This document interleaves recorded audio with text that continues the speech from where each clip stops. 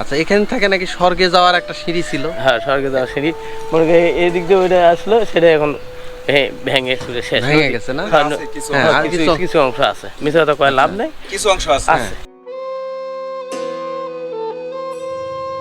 এই যে আমি এখন যে জায়গাটায় দাঁড়িয়ে আছি, এটাই হচ্ছে যে সিঁড়ি দিয়ে স্বর্গের দেবতারা কিন্তু নিচে নেমে আসতেন এবং নিতাই ধোপানি কিন্তু এই সিঁড়ি দিয়ে কিন্তু স্বর্গের দেবতাদের কাছে যেতেন। এটাই হচ্ছে স্বর্গে যাবার যে মূল যে সিঁড়ি, সেই সিঁড়ি।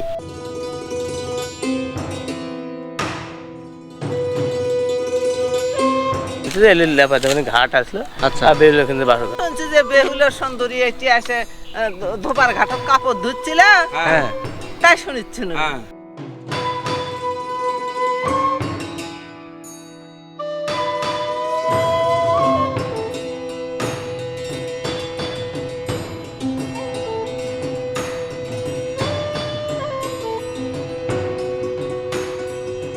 ভিউয়ার্স, আজকে আমি আপনাদেরকে এমন একটা জায়গায় নিয়ে এসেছি, আপনারা বিভিন্ন গান, সিনেমা এবং ধারাবাহিক যে নাটকগুলো রয়েছে আপনারা হয়তো নাম শুনে থাকবেন বেহুলা লক্ষিন্দরের, এবং সেখানে একটা চরিত্র রয়েছে নিতাই ধোপানি।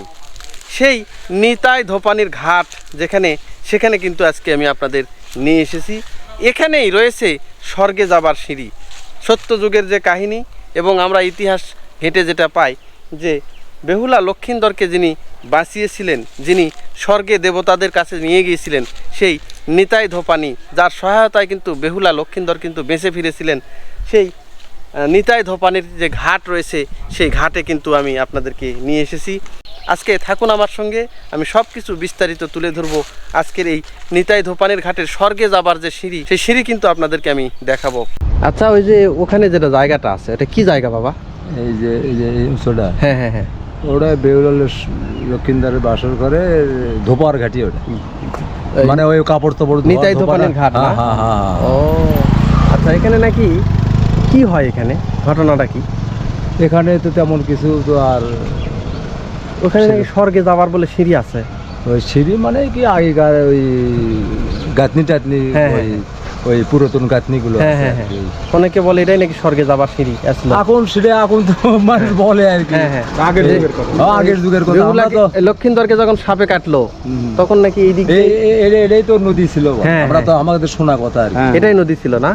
এই নদী দিয়ে নাকি বেহুলা লক্ষিন্দর ভেসে গেছে, নিতাই ধোপানি ঘাটে কাপড় ধুচ্ছিল, ওই নাকি স্বর্গে নিয়ে গেছিল সেই। আমরা সেই পূর্বের কথা, এখন হচ্ছে যে তারা বলতেছে এটাই একটা নদী, এই নদী দেই, তার এই নদীতে ওরা। আচ্ছা, এই গ্রামের নাম? এটা গোকুল না? গোকুল, এটা সরকার পাড়া ধরে আর সরকার পাড়া, বগুড়া সদরের মধ্যে। সদরের মধ্যে। আচ্ছা। ভিউয়ার্স দেখেন, এই যে আমি কিন্তু এখন আস্তে আস্তে সেই নিতাই ধোপানির যে ঘাট, সেই ঘাটের উপরের দিকে আমি যাচ্ছি। এটা কিন্তু অনেক উঁচু একটা জায়গা, অনেকে গোকুল মেয়ের বলে এটাকে। দেখেন, এখানে কিন্তু সরকারি প্রত্নতত্ত্ব অধিদপ্তর থেকে এই যে বিজ্ঞপ্তি দেওয়া হয়েছে, এই জায়গাতে কেউ কোনো খনন কার্য কেউ সম্পন্ন করতে পারবে না, বা এই জায়গার অনিষ্ট কেউ করতে পারবে না। এটা এই যে দেখেন, অনেক উঁচু এবং বড় একটা জায়গা।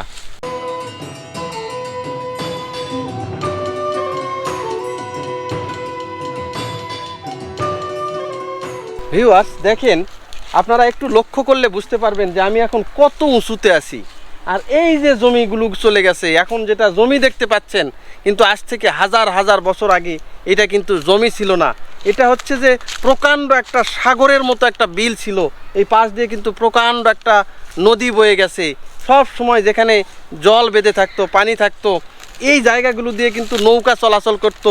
অনেক সময় বলা হচ্ছে ডিঙ্গি নৌকা চলতো, সোনার নৌকা চলতো। আজ থেকে হাজার হাজার বছরের কাহিনী, সত্যযুগের কাহিনী, দেবতাদের কাহিনী, সেই কাহিনীগুলো কিন্তু আমি এখানে তুলে ধরার জন্য আসছি। এই যে আপনারা কিন্তু বেহুলা এবং লক্ষিন্দরের কাহিনী কিন্তু আপনারা গল্প, সিনেমা, নাটক সব জায়গাতে, যাত্রাগান, পালাগান সব জায়গায় কিন্তু আপনারা শুনে থাকবেন। সেই বেহুলা লক্ষিন্দরের যে কাহিনীর রেশ ধরে কিন্তু আমি এখানে আসছি। এই জায়গাটা কিন্তু বলা হচ্ছে নিতাই ধোপানির ঘাট। এখন সরাসরি যদি আপনাদেরকে নিতাই ধোপানি বলি, আপনারা হয়তো অনেকে চিনতে পারবেন না বা বুঝতে পারবেন না, কিন্তু এর যদি ইতিহাস ঘেঁটে যদি আপনাদেরকে বলি তাহলে একটু সময় নিয়েই বলতে হয়। সেটা হচ্ছে এই নিতাই ধোপানি ছিলেন দেবতা বিশ্বকর্মার কিন্তু মেয়ে, একমাত্র মেয়ে, সেই বিশ্বকর্মার মেয়ে নিতাই ধোপানি।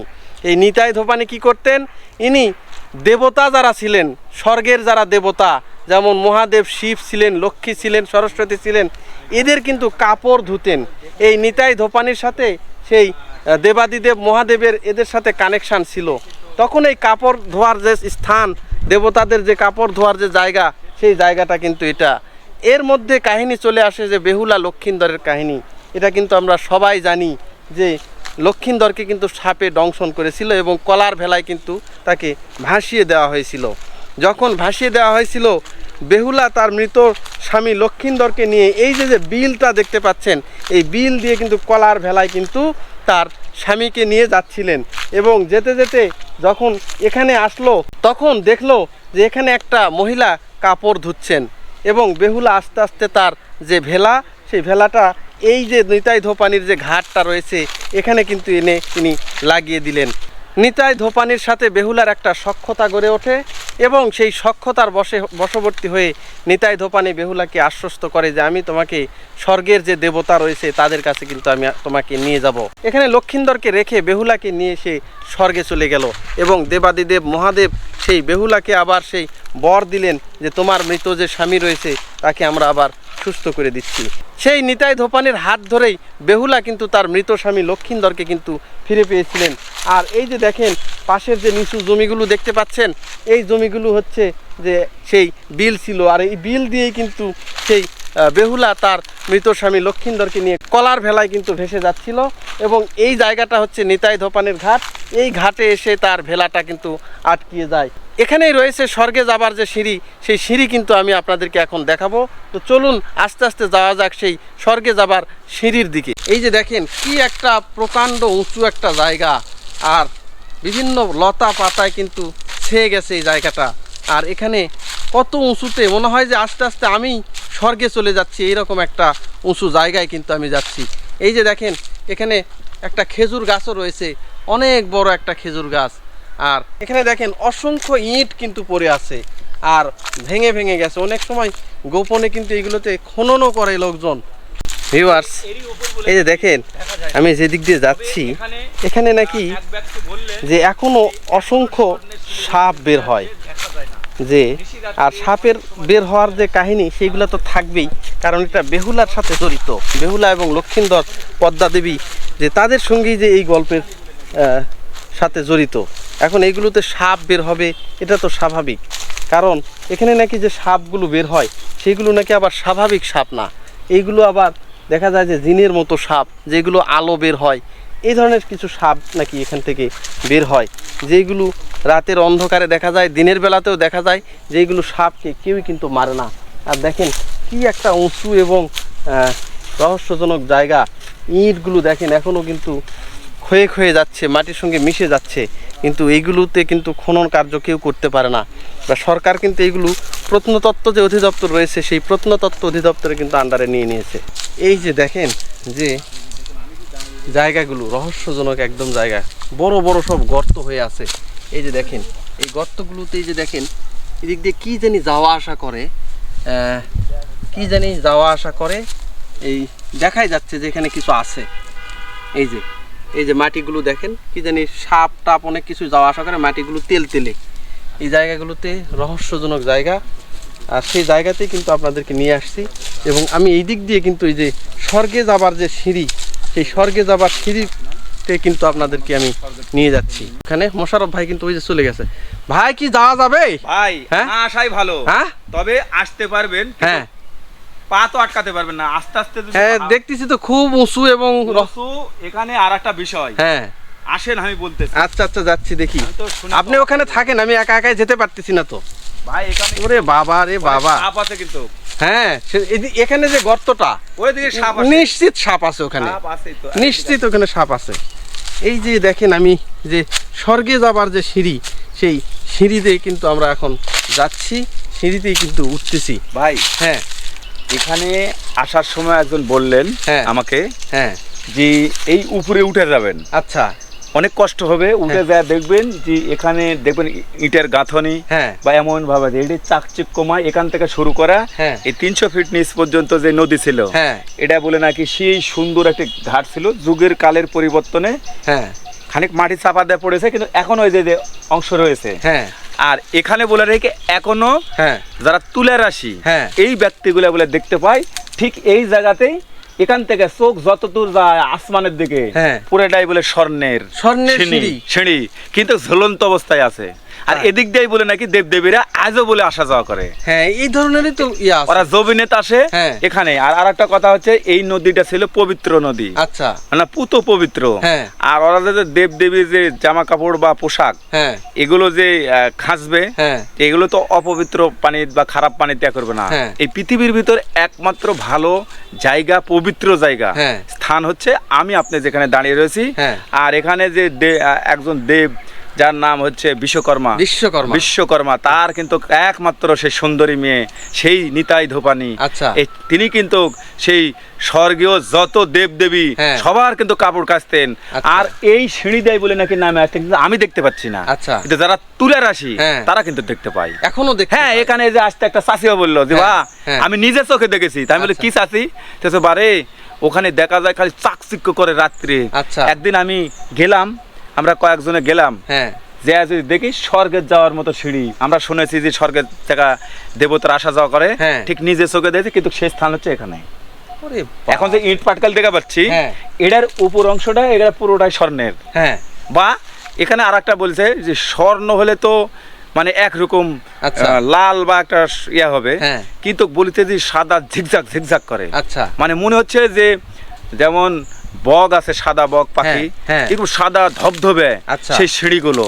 আচ্ছা, হ্যাঁ। হ্যাঁ। আর থাকা থাকা সাদা হ্যাঁ। এবং স্বর্ণের কালার বলে ঝলকি মারে, ঝলক এই মারে, ঝলক মারে। ঝলক মারে। আচ্ছা। চাষি বলছে আমার তো গাও একেবারে ঘামে গেছে, যে কি বলে কি চাষি। এখানকার সাথে নাকি আরেকটা ঘটনা জড়িত, সেটা হচ্ছে বেহুলা লক্ষিন্দর নাকি মৃত লক্ষিন্দরকে বেহুলা নিয়ে এই ধোপানির ঘাটের সঙ্গে নাকি পরিচয় তার, ধোপানির সাথে। হ্যাঁ, এই নদীতেই ভেসে যাচ্ছিল। আচ্ছা। তখন অক্ষত দেহ, হ্যাঁ এমন একটা পুষে গেছে বা এমন আচ্ছা। একটা অবস্থা। হ্যাঁ।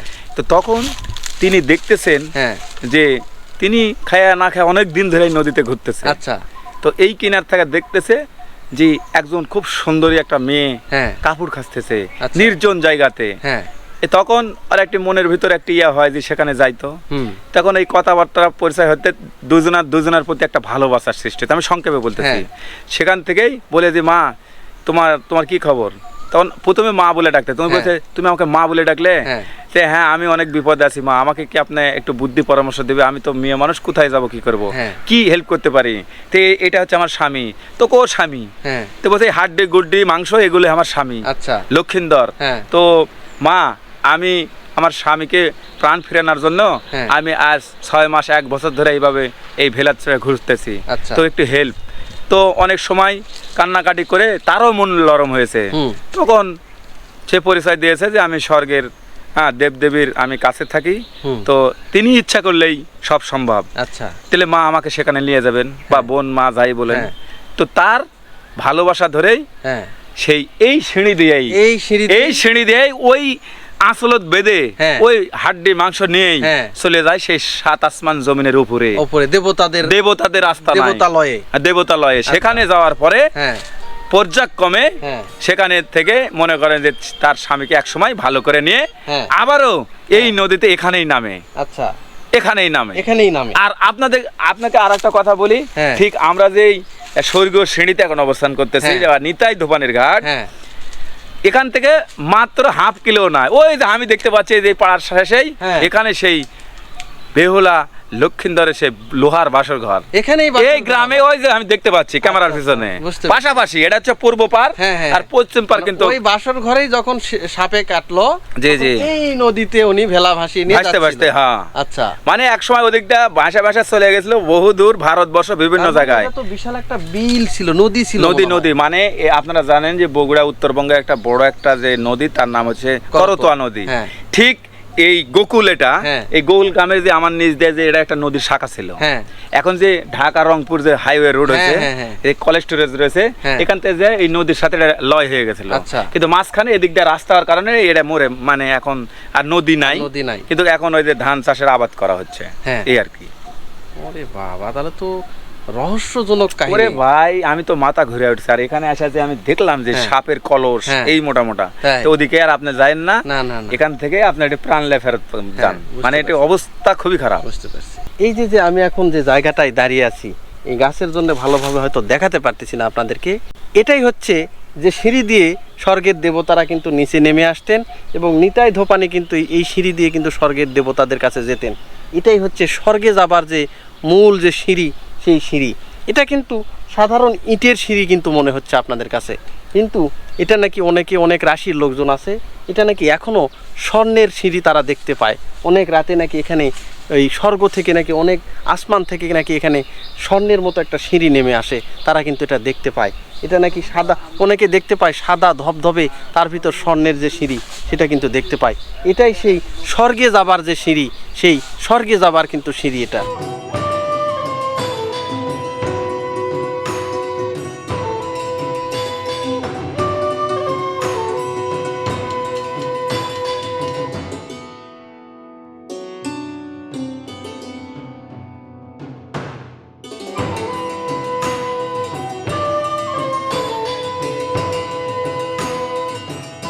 ভিউয়ার্স, এই জায়গাগুলো কিন্তু এখনো অত্যন্ত রহস্যজনক একটা জায়গা। এই জায়গার কিন্তু কেউ কোনো অনিষ্ট করতে পারে না। দেখেন এই যে এখানে কিন্তু অনেক পাতা কিন্তু একটা স্তূপ করে দেওয়া আছে। এই যে তা আশেপাশের লোকজনদের কাছ থেকে যেটা শুনতে পারলাম, যে এখান থেকে যে লতা পাতাগুলো নিয়েও কিন্তু কেউ কিন্তু পুড়তে পারে, অথচ কিন্তু এইগুলো চুলায় দেওয়ার সাথে সাথে দেখেন সেই রকম জ্বলবে। কিন্তু এখানে দেখেন লতা পাতাতে কিন্তু ভরে গেছে একদম, চারপাশে কিন্তু একদমই লতা পাতা, প্রচুর পাতা পড়ে আছে। এই যে যে স্বর্গে যাবার যে সিঁড়িটা রয়েছে তার ভিতরেও কিন্তু পাতার স্তূপ কিন্তু পড়ে আছে, কিন্তু এইগুলো জায়গা থেকে কিন্তু একটা পাতা ডাল এখান থেকে কিন্তু কেউই নিয়ে যায় না। আর দেখেন কি একটা রহস্যজনক একটা জঙ্গল, এই জঙ্গলগুলোতে কিন্তু অসংখ্য সাপ পড়ে থাকে, বড় বড় সাপ রয়েছে, যে সাপগুলো নাকি এলাকাবাসী কেউ মারেও না, কেউ কিছু করে না, কিন্তু এই জায়গাগুলোতে কিন্তু কেউ আসেও না। এইরকম একটা রহস্যজনক, যেহেতু যে স্বর্গ এবং মর্তের মানে এই পৃথিবীর স্বর্গ এবং পৃথিবীর যে একমাত্র সিঁড়ি, সেই সিঁড়ি কিন্তু এইটা, সেই সিঁড়ির সামনেই কিন্তু এখন আমি কিন্তু দাঁড়িয়ে আছি। দেখেন এই যে ইটের যে সিঁড়িগুলো, সেই সিঁড়ি, আর এই পাশে বাঁশঝাড়, বাঁশঝাড়ের নিচে বড় বড় সব গর্ত রয়েছে। এই যে বিল যে দেখতে পাচ্ছেন, এই বিল দিয়ে কিন্তু বেহুলা তার স্বামী লক্ষিন্দরকে নিয়ে ভেলায় করে কিন্তু যাচ্ছিলেন, এবং যাওয়ার পথে এই নিতাই ধোপানির ঘাটে কিন্তু তাদের সেই ভেলাটা কিন্তু এসে লেগেছিল, এবং নিতাই ধোপানি কিন্তু সেই বেহুলার মৃত স্বামী লক্ষিন্দরকে সেই স্বর্গে এই সিঁড়ি দিয়ে কিন্তু নিয়ে গিয়েছিলেন, এবং স্বর্গের দেবতাদের আশ্রয়ে তিনি কিন্তু আবার প্রাণ ফিরে পেয়েছিলেন। সেই রহস্যজনক এবং যে সিঁড়িটা দেখতে পাচ্ছেন, এটাই কিন্তু সেই বেহুলা লক্ষিন্দরের কিন্তু স্বর্গে যাবার সিঁড়ি, নিতাই ধোপানির ঘাটের সেই স্বর্গে যাবার কিন্তু সিঁড়ি। ভিউয়ার্স দেখেন, এই যে আমি কিন্তু হাঁটতে হাঁটতে কিন্তু অনেক দূর চলে আসছি, অনেক উঁচুতে চলে আসছি। আপনাদেরকে একটা দেখাই যে এই জায়গাটা কিন্তু কত বড়। আসলে পুরো একটা ক্যামেরাতে কিন্তু এই জায়গা সম্পর্কে বিস্তারিত কিন্তু বলা যাবে না। দেখেন এমনিতে আমি দেখাচ্ছি যে কত উঁচু এবং কত বড় একটা জায়গা। দেখেন অনেক বড়, কিন্তু এর কোনো লিমাদিশা নেই। এটা কিন্তু জাস্ট উপর থেকে আমি দেখাচ্ছি, এর যে আশেপাশের যে এরিয়া সেখান থেকে কিন্তু আমি দেখাতে পারতেছি না। অনেক বড় এবং অনেক উঁচু জায়গা। আর এর ভিতরে যে এই যে আপনারা বলবেন যে সোঁয়াশ গুড়গুড়ি না কি, এই যে গাছের ডালপালাগুলো আছে যেগুলো, এগুলো কিন্তু আমাদের হাত পা কিন্তু খুবই চুলকাচ্ছে, গায়ে ঠেকতেছে আর কিন্তু চুলকাচ্ছে। এই যে তারপরেও কিন্তু এই জায়গাগুলোতে আমরা নিয়ে যাচ্ছি। এই জায়গাগুলো যে অত্যন্ত রহস্যজনক, কোথাও সাপের মাথা পড়ে আছে, কোথাও সাপের গর্ত হয়ে আছে, যে জায়গাগুলোতে কিন্তু যেতেই ভয় করতেছে। দেখেন কি একটা রহস্যজনক এবং অন্যরকম একটা জায়গা। এই গাছ, শুধু গাছ ছমছম করতেছে, বড় বড় বাঁশের আড়া, বাঁশের জঙ্গল, এইগুলোই হচ্ছে এখানকার কাহিনী। এই জায়গাগুলোতে থেকে যে কেউ কিছু নিয়ে যাবে, কেউ কিন্তু নিয়ে যেতে পারে না।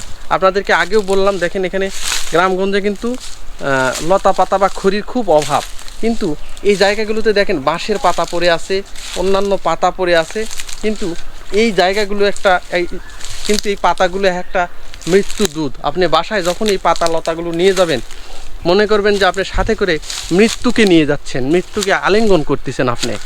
এই যে দেখেন প্রচুর লতা পাতা, গ্রামে কিন্তু এই সময় কিন্তু লতা পাতা ডালখড়ির কিন্তু খুবই অভাব, কিন্তু এখান থেকে কিন্তু কেউ কিছু নিয়ে যায় না। এই যে দেখেন তার প্রমাণ, এই যে দেখেন এখানে কেটে কিন্তু এখানেই রেখে দিয়েছে। এই যে দেখেন প্রচুর পাতা লতা কিন্তু পড়ে আছে। আর যেদিকেই যাবেন ঘন জঙ্গল, বাঁশের আড়া সবগুলোতে কিন্তু ভরা এই ধরনের। মাঝে মধ্যে কিন্তু এখানে খনন করছে, এখন এইগুলোতে নাকি প্রচুর পরিমাণে গুপ্তধন রয়েছে।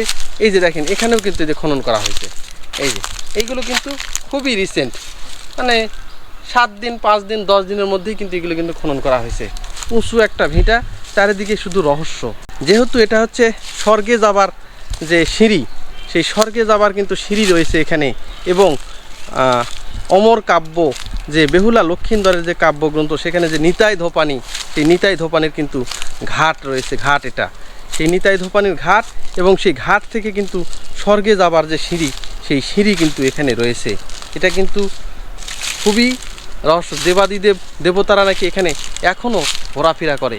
দেখেন কি জঙ্গল, জঙ্গলে ভরা এই জায়গাটা, প্রচুর জঙ্গল। আর পাশ দিয়ে কিন্তু চলে গেছে বড় একটা বিল, যে বিল দিয়ে কিন্তু বেহুলা তার মৃত স্বামী লক্ষিন্দরকে নিয়ে এসে কিন্তু এই নিতাই ধোপানির মাধ্যমে কিন্তু স্বর্গে গিয়েছিলেন। এবং স্বর্গে থেকে তিনি তার মৃত স্বামী লক্ষিন্দরকে কিন্তু জীবিত করে ফিরিয়ে এনেছিলেন। এইটাই সেই হচ্ছে জায়গা, যে জায়গা এখনও লোকজনের কাছে খুবই রহস্যজনক। আশেপাশের লোকদেরকে অনেককেই বললাম যে ভাই ওই জায়গাতে একটু চলেন, কেউ আমাদের সঙ্গে ওইভাবে আসতে চাইলো না।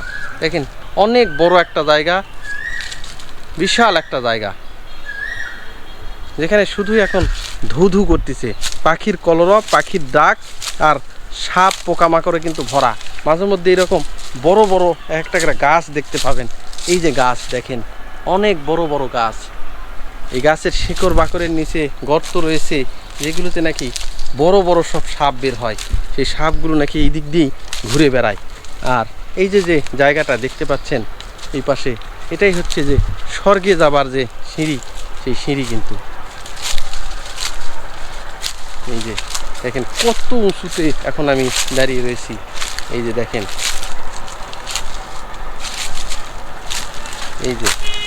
এই যে যে সিঁড়িটা আপনারা দেখতে পাচ্ছেন, এটাই কিন্তু স্বর্গে যাবার যে সিঁড়ি। দেখেন কত নিচু, ওই যে ইঁট দিয়ে বাঁধাই করা রয়েছে। এই ঘাট, এটা একসময় একদম নদীর ঘাট পর্যন্ত গিয়েছিল।